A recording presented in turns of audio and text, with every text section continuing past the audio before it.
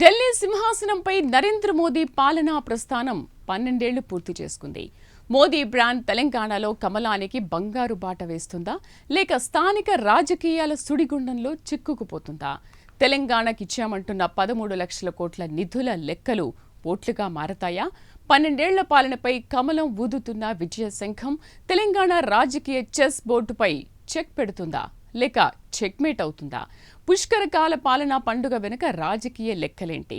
కేంద్ర నిధుల గణాంకాల వెనుక అసలు కథేంటి? ఆ వివరాలు చూద్దాం.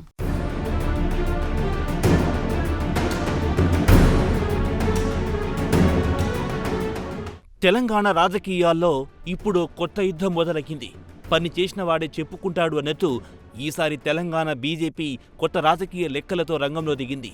సిద్ధాంతాలు, విమర్శలు, భావోద్వేగాల కంటే నేరుగా డెవలప్మెంట్ అనే అజెండాని ప్రజల ముందుంచాలని డిసైడ్ అయ్యింది. మోదీ ప్రధానిగా 12 ఏళ్లు పూర్తి చేసుకున్న సందర్భంగా తెలంగాణ బీజేపీ ప్రచారానికి శ్రీకారం చుట్టింది. ఢిల్లీ నుంచి వచ్చిన ప్రతి రూపాయి తెలంగాణ అభివృద్ధి చరిత్రలో ఒక అధ్యాయం అంటోంది బీజేపీ. గత యూపీఏ ప్రభుత్వం హయాంలో తెలంగాణకొచ్చిన నిధులు ఒకెత్తైతే మోదీ పుష్కర కాలంలో మాత్రం 13 లక్షల కోట్లకు పైగా ప్రత్యక్ష పరోక్ష పెట్టుబడులు, వచ్చిన నిధులు, ప్రాజెక్టులు మరో ఎత్తని కమలనాథులు చెబుతున్నారు. జాతీయ రహదారుల విస్తరణ, రైల్వే లైన్ల అభివృద్ధి, గ్రామీణ రోడ్ల నిర్మాణం, ఉచిత ఆవాస్ యోజన ఇళ్ల పథకాలు, జల్ జీవన్ మిషన్, ఆయుష్మాన్ భారత్, రైతులకు పీఎం కిసాన్, ఇలా ప్రతి పథకం వెనక మోదీ ముద్ర ఉందని ప్రచారం మొదలెట్టింది బీజేపీ. మండల కేంద్రాల నుంచి జిల్లా ప్రధాన కేంద్రాల వరకు విజయోత్సవ సభలు, లబ్ధిదారులతో ముఖాముఖి సమావేశాలు, సోషల్ మీడియా ప్రచారం, ఇలా మోదీ నమ్మకం, తెలంగాణ అభివృద్ధి అనే నినాదాన్ని ఇంటింటికి తీసుకెళ్తోంది కమలం పార్టీ.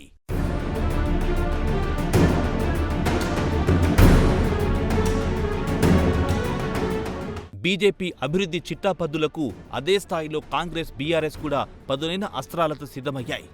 13 లక్షల కోట్లిచ్చామని బీజేపీ వాదిస్తుంటే అది కేంద్రం జేబులోని డబ్బు కాదు, తెలంగాణ ప్రజలు కట్టిన పన్నేనని కాంగ్రెస్, బీఆర్ఎస్ నేతలు ఎదురుదాడి చేస్తున్నారు. ఓ చేత్తో ఇచ్చి మరో చేత్తో తీసుకుంటే దాన్ని సహాయమనాలా అని కాంగ్రెస్, బీఆర్ఎస్ నేతలు ప్రశ్నిస్తున్నారు. ఇక అధికార కాంగ్రెస్ బీజేపీపై ప్రశ్నల వర్షం కురిపిస్తోంది. రైల్వే కోచ్ ఫ్యాక్టరీ ఎక్కడా?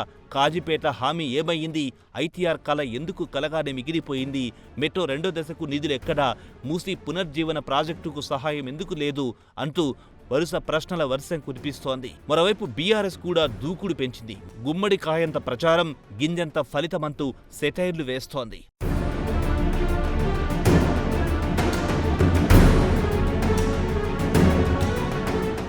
అలాగే తెలంగాణ హక్కులను ఢిల్లీ వద్ద తాకట్టు పెట్టింది రాష్ట్ర బీజేపీ అంటూ బీఆర్ఎస్ విమర్శలు ఎక్కుపెట్టింది. తెలంగాణ ఉద్యమ ఫలితాలను కూడా తన ఖాతాలో వేసుకోవాలని బీజేపీ చూస్తోందని ఆరోపిస్తోంది. సీఎం రేవంత్ రెడ్డి అయితే మరో అడుగు ముందుకేసి తెలంగాణపై కేంద్రం వివక్ష చూపుతోందనే అంశాన్ని రాజకీయ అస్త్రంగా మారుస్తున్నారు.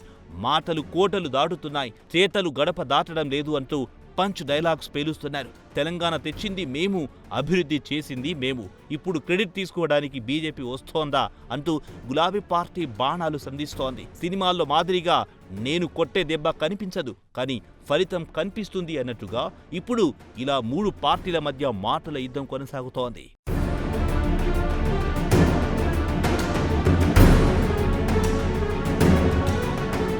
అయితే కేవలం మోదీ ఇమేజ్ పేరుతోనే తెలంగాణ రాజకీయ పంట పండదని బీజేపీకి కూడా స్పష్టంగా తెలిసిందనడంలో ఎలాంటి అతిశయోక్తి లేదు. అందుకే ఇప్పుడు కమలం పార్టీ డబుల్ ఇంజిన్ కాదు, డబుల్ అటాక్ స్ట్రాటజీలు అమలు చేస్తోంది. ఓవైపు మోదీ పాలన విజయాలను ప్రజలకు వివరిస్తూనే మరోవైపు కాంగ్రెస్ ప్రభుత్వంపై ఎదురుదాడి మొదలెట్టింది. 6 గ్యారంటీల అమలులో జాప్యం, రైతు హామీలపై అసంతృప్తి, స్థానిక సమస్యలు, ఇలా ప్రతి అంశాన్ని రాజకీయ అస్త్రంగా మార్చి కాంగ్రెస్ను డిఫెన్స్లో నెట్టాలని చూస్తోంది.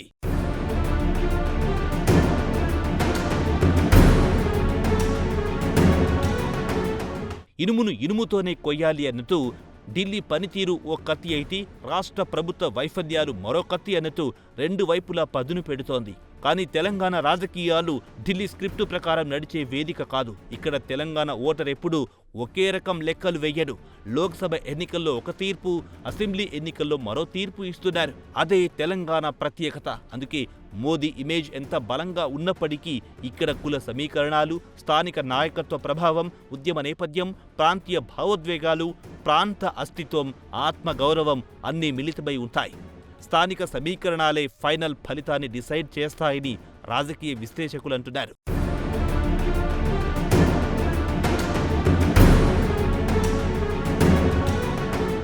మొత్తానికి బీజేపీ చేతిలో 12 ఏళ్ల పాలన బ్రహ్మాస్త్రం, కాంగ్రెస్ చేతిలో అధికార బలం, బీఆర్ఎస్ చేతిలో ప్రాంతీయ భావోద్వేగ బలముంది. దీంతో తెలంగాణ రాజకీయ రంగస్థలంపై 3 శక్తులు, 3 కథలు, 3 ఎజెండాలు ఢీకొనబోతున్నాయి. సింహం ఓ అడుగు వెనక్కి వేస్తే అది భయంతో కాదు, మరింత బలంగా దూకేందుకు అనేలా బీజేపీ కూడా మోదీ 12 ఏళ్ల బ్రాండ్ను భారీ రాజకీయ అస్త్రంగా మార్చుకునేందుకు ప్రయత్నిస్తోంది. కానీ రాజకీయాల్లో గణాంకాల కంటే జనాభిప్రాయం పెద్దది, ప్రచారాల కంటే ప్రజల తీర్పు బలమైనది. మోదీ మ్యాజిక్ తెలంగాణలో కమలం వికసింపజేస్తుందా? అసలు తెలంగాణ ఓటరు ఎవరి కథను నమ్ముతాడు? ఢిల్లీ అభివృద్ధి గణాంకాలకు ఆకర్షితులవుతారా? లేక మళ్లీ ప్రాంతీయ భావోద్వేగానికే జై కొడతారా? లేక స్థానిక రాజకీయాలే జాతీయ వ్యూహాలకు చెక్ పెడతాయా అన్నది చూడాలి మరి.